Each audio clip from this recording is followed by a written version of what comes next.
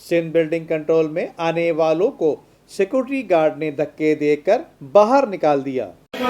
ये सब के सब देख लें, ये सब हमारे को धक्के दे रहे हैं, बदमाशियां कर रहे हैं। हाँ,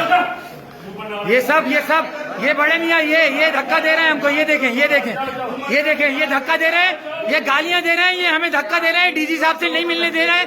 ये सारे सिक्योरिटी वाले यहाँ पर मिले हुए। आप ये देख रहे हैं जितने भी है, ये बाबा, ये जो इसने मास्क पहना हुआ है, ये बाबा सफेद दाढ़ी वाला जो अपना मुंह छुपा रहा है, अभी इसने मुंह छुपा लिया है अपना।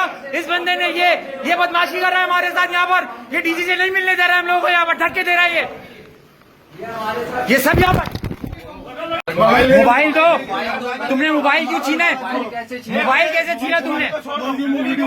हाँ, मैं बनाऊंगा। अभी तुम छीनो मोबाइल। तुमने कैसे छीना मोबाइल हमारा?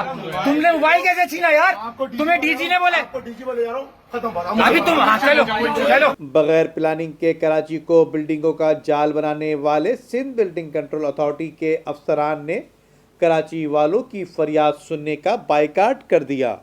Nadeem Siddiqui, metro 7 city news, Karachi.